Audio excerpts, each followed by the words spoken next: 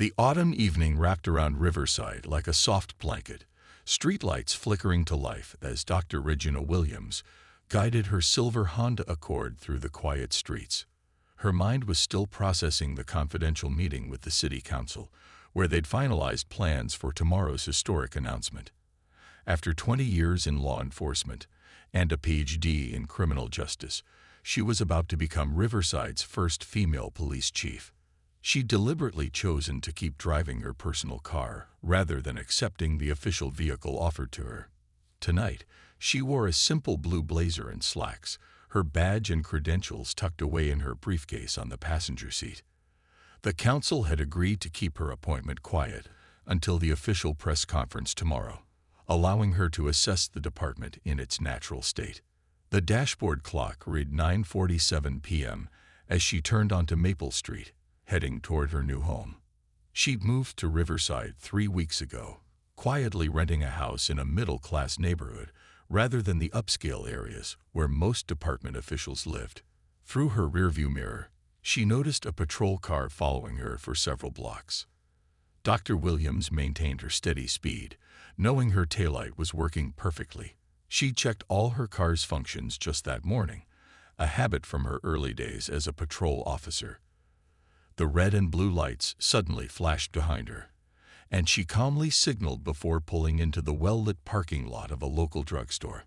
Officers Mike Stevens and James Cooper emerged from their patrol car, Stevens being the senior officer with 15 years on the force, while Cooper was just 2 years out of the academy. Dr. Williams watched in her side mirror as they approached, noting their stance and body language, details she'd taught about for years at the police academy. License and registration, Officer Stevens called out, his flashlight beam sweeping through her car windows. His tone carried that edge of authority she'd heard countless times before, both as an officer and as a civilian. "Good evening, officers," Dr. Williams responded calmly, keeping her hands visible on the steering wheel. "May I ask why I'm being stopped?" "Your taillight's out," Cooper added from the passenger side, his hand resting casually on his holster, an unnecessary gesture that didn't escape Dr. Williams' notice. Through her side mirror, she could see a young woman at the drugstore entrance recording with her phone. Dr. Williams allowed herself a small smile, knowing that tomorrow this video would tell a very different story than the one these officers expected. "Of course, I'll get those documents for you," she said professionally, reaching slowly for her glove compartment. "Officer Stevens, is it?" she added, having caught his name tag in the flashlight's reflection. "Would you mind adjusting your light a bit? It's quite bright." The situation was about to become a teaching moment none of them would ever forget.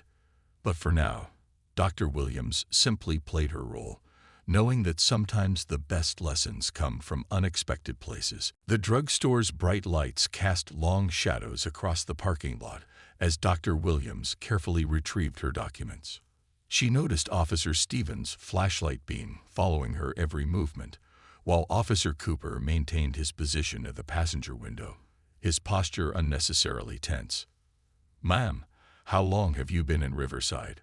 Stevens asked, his tone carrying an edge of suspicion as he examined her license. "This address shows you just moved here." "That's correct, officer," Dr. Williams responded professionally, her voice steady and clear. "I relocated 3 weeks ago for a new position."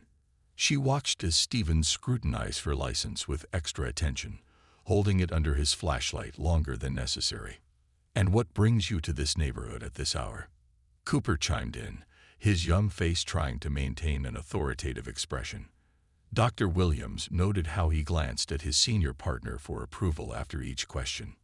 "I'm returning home from a meeting," she replied simply, maintaining eye contact through her side mirror. The growing crowd at the drugstore entrance hadn't escaped her notice. 3 more people had joined the young woman with the phone. Stevens handed her license back, but kept her registration. "Step out of the vehicle, please." It wasn't a request. "We've had some reports of suspicious activity in this area." Dr. Williams knew there had been no such reports. As the incoming chief, she'd already reviewed all recent police activity in every neighborhood. But she complied calmly, her movements deliberate and measured. "Officers, I want to be clear that I'm complying with your request," she stated firmly, her years of law enforcement training evident in her composed demeanor. "But I'd like you both to know that your body cameras are documenting this interaction." Stevens paused momentarily, something in her tone making him look more closely at her face. Cooper shifted his weight uncomfortably, perhaps sensing that this stop wasn't going as planned. "Ma'am, where did you say you work?" Stevens asked, his flashlight being now directed at her face again. Dr. Williams stood perfectly still, her bearing professional and dignified despite the unnecessary scrutiny. "I didn't say," she replied evenly. "But since you ask, I'd be happy to show you my credentials." She gestured toward her briefcase in the passenger seat. "With your permission, of course." The gathering crowd had grown larger, their phones recording everything. Among them, Dr. Williams recognized Mrs. Chen, a city council member who had been at her meeting earlier. The older woman's presence added another layer of witnesses to what was unfolding. "Slowly," Stevens instructed, his hand still resting near his holster as Dr. Williams reached for her briefcase. She could already imagine how this footage would be used in future training sessions, a perfect example of how assumptions and preconceptions could lead officers astray.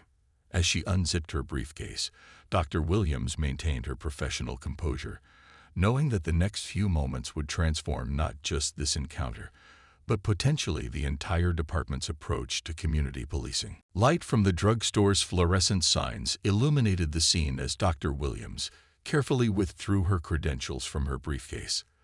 The leather folder opened to reveal her badge and ID card, prominently displaying her new title, Chief of Police, Riverside Police Department. "Officers," she said calmly, "I believe these might interest you." She held out the credentials, watching as Officer Stevens' flashlight beam shifted to illuminate them. The change in his expression was immediate. His eyes widened, and the color drained from his face. Chief Williams." Cooper stammered from behind his partner, recognition dawning in his young face. His hand dropped away from his holster, as if it had suddenly become hot to touch.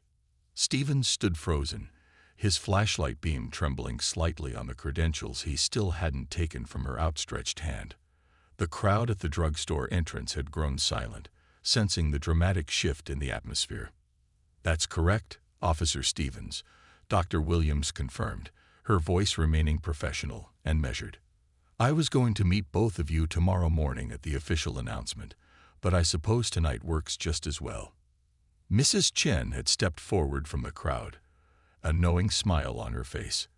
As a city council member, she'd been part of the selection committee that had chosen Dr. Williams for her impressive track record in community policing and department reform. We didn't." Stevens struggled to find words. His earlier authoritative tone completely evaporated. Cooper had taken several steps back, looking as if he wished the ground would swallow him whole. "Your taillight is working perfectly fine, isn't it?" Dr. Williams asked quietly, though she already knew the answer. Both officers nodded mutely, their body cameras still recording every moment of this encounter. "Well, gentlemen," she continued, closing her credential folder, "I believe this gives us an excellent starting point for tomorrow's department-wide meeting about community relations and unbiased policing, don't you think?" The gathered crowd had begun to murmur, some even clapping softly. Mrs. Chen had her phone out, undoubtedly texting other council members about this unexpected preview of their new chief in action.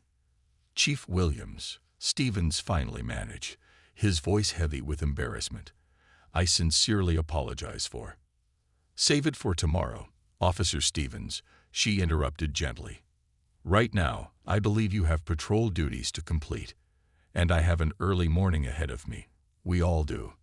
As she returned to her car, Dr. Williams caught sight of her reflection in the window. The woman looking back at her wasn't angry or bitter. Instead, she saw someone who had just been handed a powerful teaching opportunity. Tomorrow, this incident would become more than just an embarrassing mistake. It would become the catalyst for real change in the department. The officers retreated to their patrol car, their earlier confidence replaced by the weight of realization. As Dr. Williams drove away, she could see them in her rearview mirror, still standing beside their vehicle, likely trying to process how their routine traffic stop had turned into a career-defining moment. The morning sun streamed through the windows of Riverside Police Department's main conference room as officers filed in for the 8 a.m. meeting. The room buzzed with whispers. News of last night's traffic stop had spread like wildfire through the department. Officers Stevens and Cooper sat in the front row, their uniforms perfectly pressed, but their expressions tense. Dr. Williams stood at the podium, her police chief uniform crisp and new, 4 stars gleaming on her collar. The room fell silent as she surveyed the faces before her. Her officers now, all 137 of them, each watching her with a mixture of curiosity and apprehension.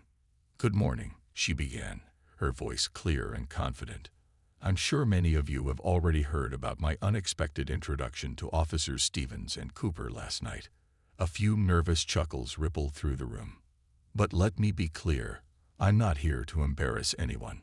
I'm here to learn with you, to grow with you, and to make this department the best it can be." She clicked to the first slide of her presentation, showing footage from the body cameras worn during last night's stop. Stevens and Cooper shifted uncomfortably in their seats, but Dr. Williams gave them a reassuring nod. "What you're about to see isn't meant to shame these officers," she continued. "Instead, I want us to use this as a learning opportunity. Let's analyze this interaction together, professionally and constructively." The room watched in silence as the events unfolded on screen. Dr. Williams paused at key moments, asking questions that made officers think. What assumptions were made here? What could have been done differently? How might this situation have escalated if I hadn't been the chief? To everyone's surprise, Officer Stevens raised his hand. "Chief Williams," he said, his voice steady despite his obvious discomfort, "I want to apologize publicly. Last night made me realize how many stops I've made based on the wrong things."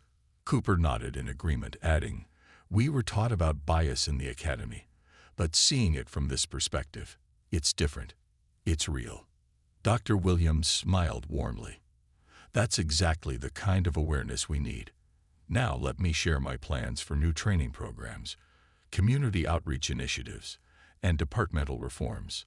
She clicked to the next slide, revealing a comprehensive plan that would transform their approach to policing. As she outlined her vision, she noticed heads nodding throughout the room. Even some of the more skeptical-looking veteran officers seemed engaged, particularly when she explained how these changes would make their jobs safer and more effective. "Change isn't always comfortable," she concluded, "but it's necessary for growth. What happened last night wasn't just about me, Officer Stevens or Cooper. It's about every person we serve in this community. It's about making sure every traffic stop, every interaction, is based on genuine cause, not assumptions." The meeting ended with officers approaching her one by one, some sharing their own experiences, others offering support for her initiatives. Stevens and Cooper waited until last, both standing straighter when she approached them.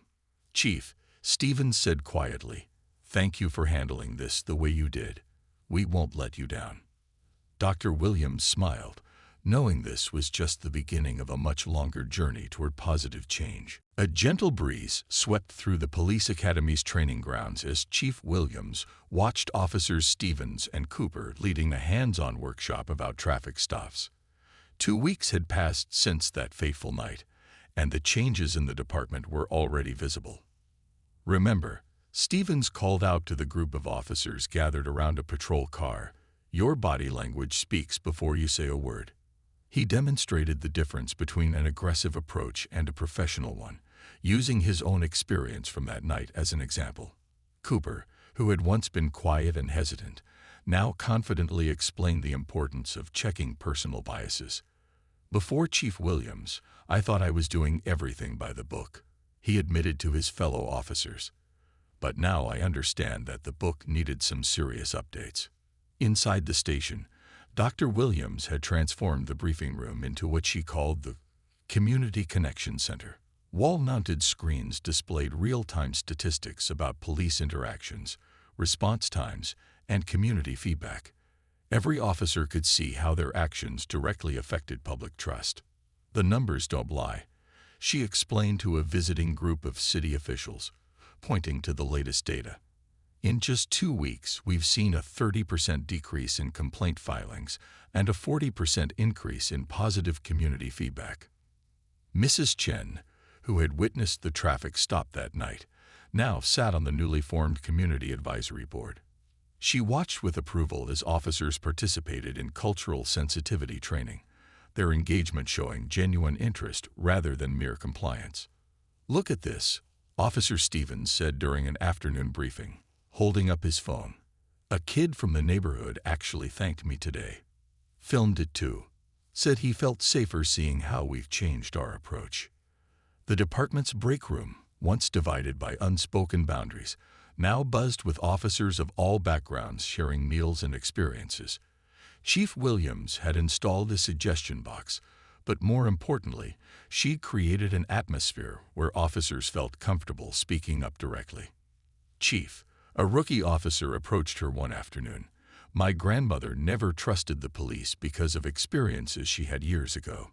Yesterday, she saw me in uniform and hugged me for the first time since I joined the force."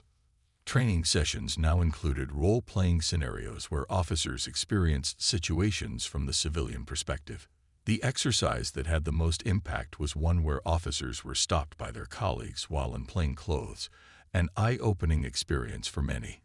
Cooper had taken to maintaining a daily log of positive community interactions, encouraging other officers to do the same. "It's not just about avoiding mistakes," he explained during a shift briefing.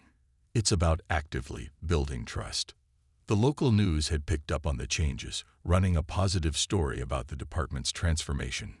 Chief Williams kept the spotlight on her officers' efforts rather than taking credit herself, understanding that lasting change came from group commitment rather than top-down orders.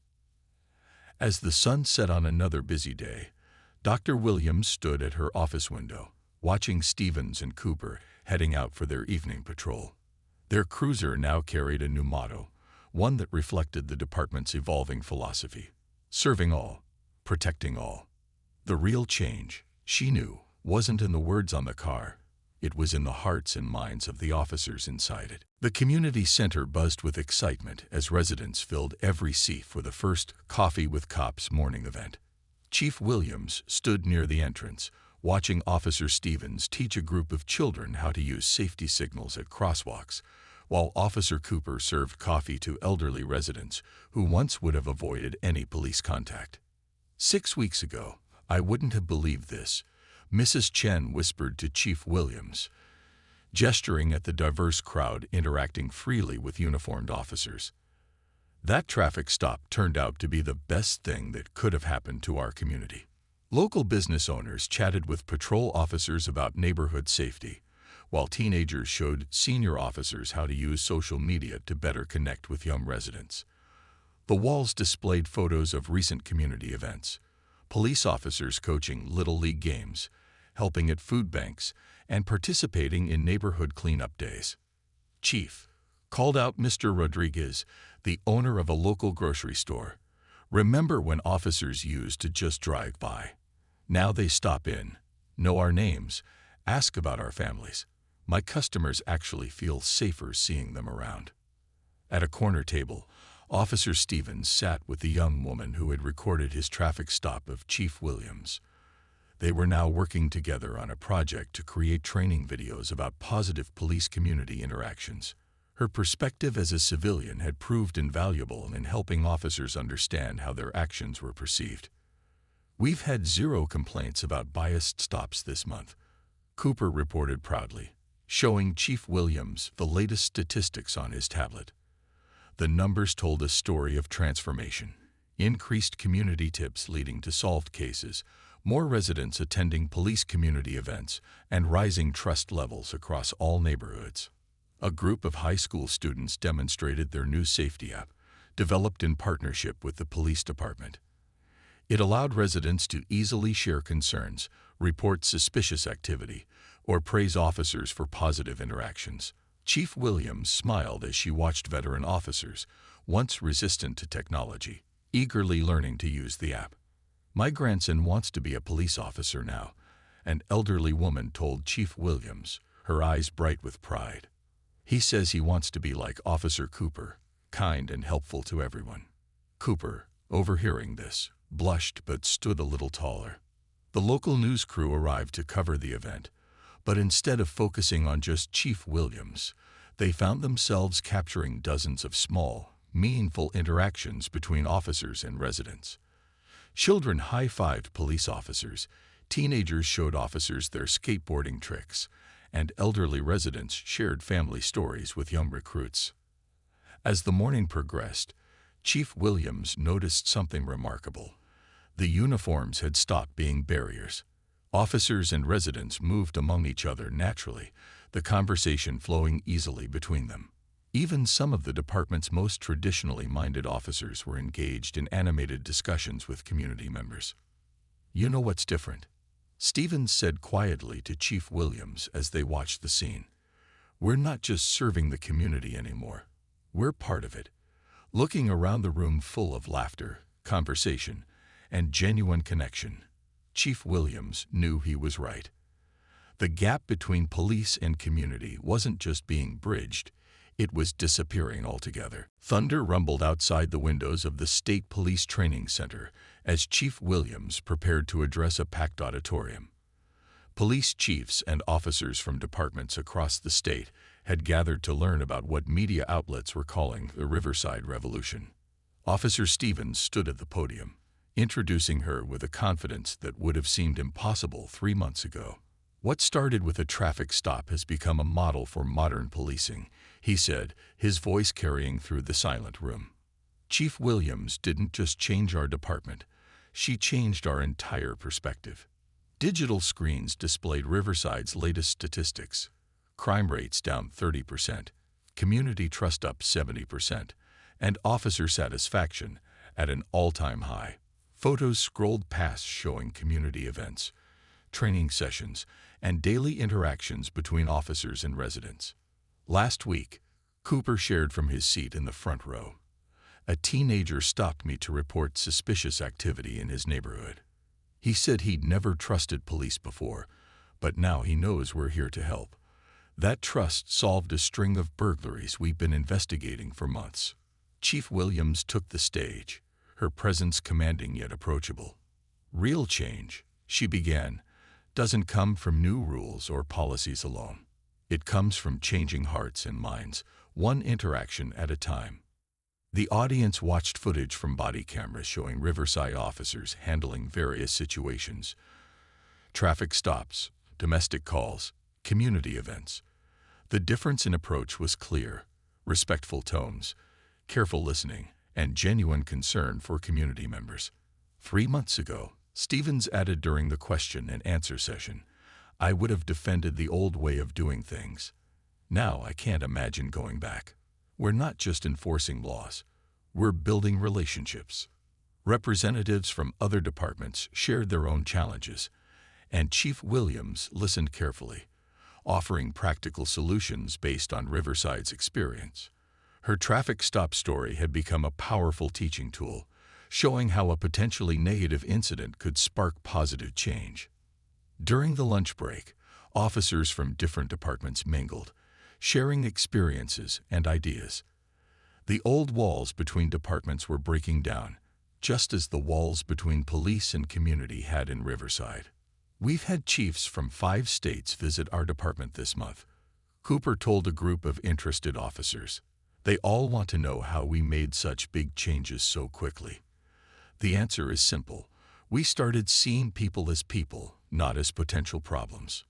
Back in the auditorium, Chief Williams shared their new training programs, community engagement strategies, and accountability measures. But more importantly, she shared stories of transformed relationships between officers and residents.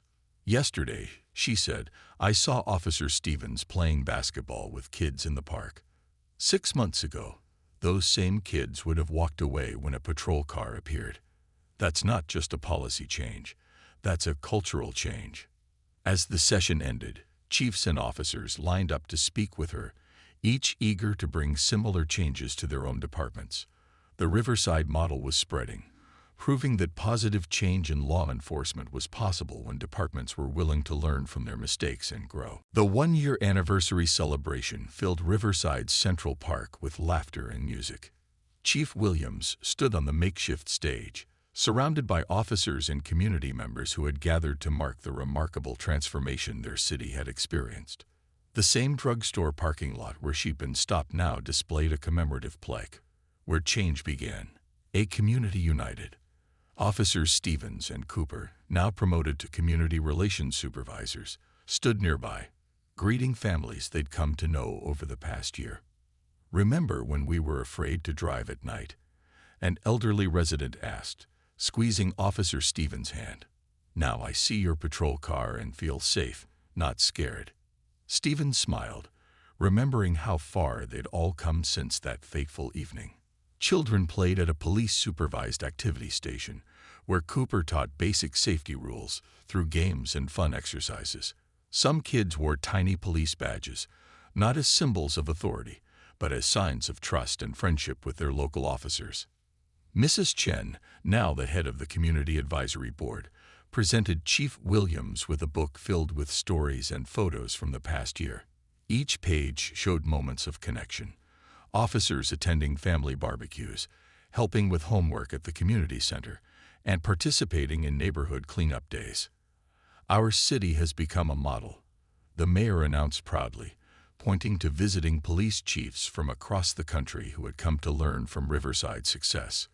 What started as one traffic stop has inspired departments nationwide. The celebration included food from local restaurants, music from community bands, and games that brought officers and residents together. Young people who once avoided police now sat with officers, sharing stories and planning future community projects. "Chief," Officer Cooper called out, "come see this." He pointed to a wall of thank you notes from residents, each describing how the changed police department had impacted their lives. Messages ranged from simple thanks for kind interactions to stories of major life changes inspired by their new relationship with law enforcement. As evening approached, the department unveiled its new motto, painted proudly on every patrol car: "Growing together, protecting each other." The words had been chosen through a community vote, reflecting the shared commitment to maintaining their transformed relationship. 1 year ago, Chief Williams addressed the crowd. "A traffic stop could have divided us. Instead, it united us. Not because of me, but because every person here chose to be part of positive change." The celebration ended with a candlelight ceremony, where officers and residents stood together, their lights combining to illuminate the park.